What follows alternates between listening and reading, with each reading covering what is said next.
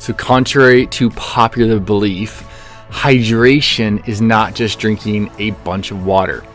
In fact, I have countless patients who drink tons of water, excessive amounts of water, and are still living in a dehydrated state.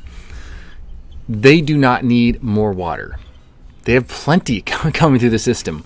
What they need is a reduced inflammatory response, a reduced toxic burden on their body. My mentor, Dr. Don Colbert, medical doctor, once told me that the solution to pollution is dilution. And so when we have a polluted body, the body's going to hold on to water to try to dilute those pollutants. So when as the pollution goes up, from stress, from processed foods, from medications, from chronic infections, pesticide residues, genetically modified organisms, sedentary living, the water gets stuck on the outside of our cells in the extracellular space, trying to dilute all the pollutants, because that's where they're all sitting. And we can continue to pump our cells full of water, extra water, more water, but we're just literally adding more stress to our being and filling up that extracellular space with more fluid, more water.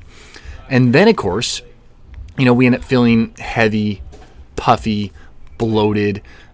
Maybe we end up with edema in our extremities from all this extra fluid that the body does not know what to do with. It has no place to put it.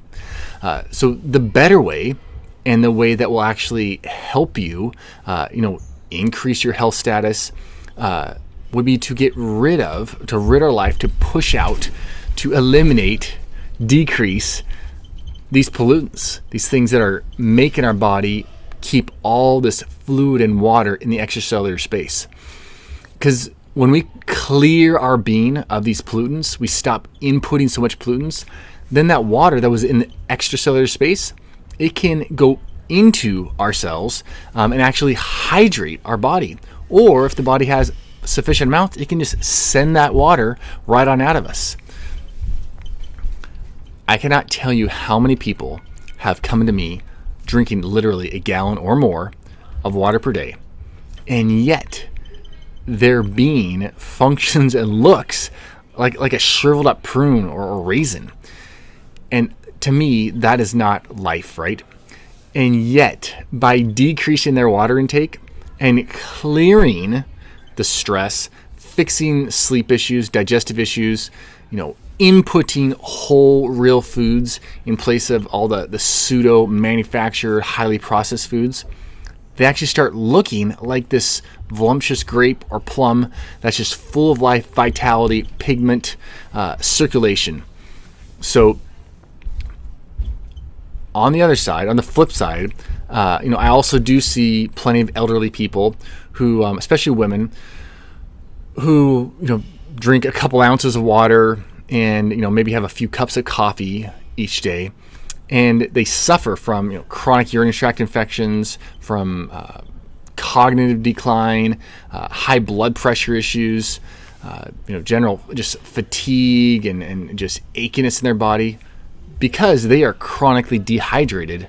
And that cause of dehydration is from literally a lack of water intake. So there is also that. And these patients often tell me, these elderly patients tell me that they're never thirsty. And it is important that we recognize as we age, our thirst sensor can become dull. And we literally may no longer have a properly functioning thirst reflex. Like, we may not know we're thirsty, which is a bummer, right? And this makes it paramount that we consciously take the time to, set a few glasses of water out on the kitchen counter and make sure we get those done during the day. Or we have certain times where we drink a certain amount of water each day. We put a certain amount of water in a pitcher and we make sure we go through that during the day. This is crucial. Otherwise, as you age, you potentially could become dehydrated because you've lost your thirst reflex. And it really is essential that we keep our body in a well-hydrated state. I'm sure you would agree, and I've heard that before, because a hydrated body you have decreased risk of infection. You're able to regulate your body temperature much, much more efficiently. You're able to deliver nutrients and oxygen to your cells with greater ease when you're in a hydrated state. Organs, they can actually function without water. Your kidneys are going to shut down in a hurry, and your brain will surely shut down. You're able to sleep better and think better and detoxify more efficiently. A hydrated body has a stronger connective tissue, which means you're less likely to injure yourself when you're lifting something up or blow your back out when you're carrying that chair kind of thing.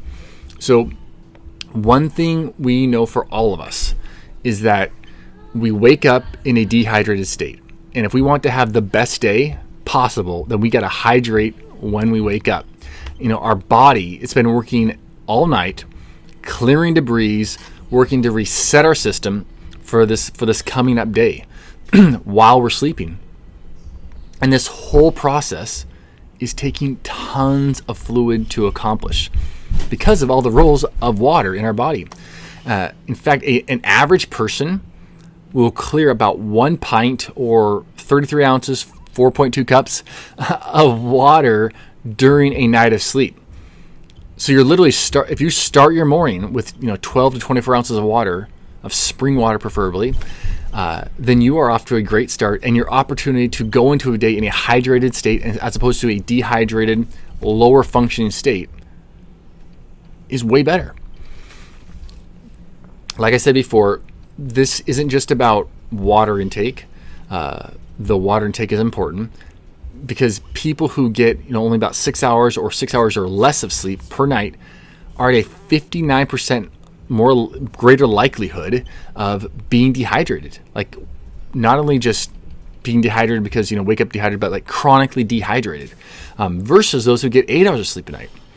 And there are many factors potentially that could play into this, all kind of hypotheses, but one is for sure is that the hormone vasopressin will get out of rhythm when you're getting 6 hours or less of sleep.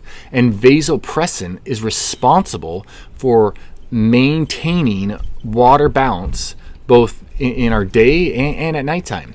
So if vasopressin secretion is thrown off, you are going to be even more dehydrated. And that is not only happening during the nighttime, but it's going to come up in the daytime if you're not getting enough sleep. And when you first fall asleep, vasopressin goes up. And then when you, then throughout the night, there's like this rhythmic kind of pulsation of it as the body is realizing we're going to go a long time without water right now, so we got to store up some water. But like I said, if you're getting less than 6 hours of sleep, that vasopressin is really getting thrown off. So if you're not getting the sleep, if you're not taking the time, the opportunity to get it, now's the time. If you want to feel your best, you want to be hydrated, you got to get the sleep. So yes, drink water. Aim for like 1/3 your body weight in ounces of water on a daily basis. But also consider, what is your sleep like? What is your stress levels like? What is your response to stress? Is there margin in your life? Are you taking opportunity to reset? Is that the food you consume, is it loaded with nourishment? Is it a real whole food, or is it pseudo foods? Vegetables and fruit are very hydrating. They're loaded with water. They're mostly water.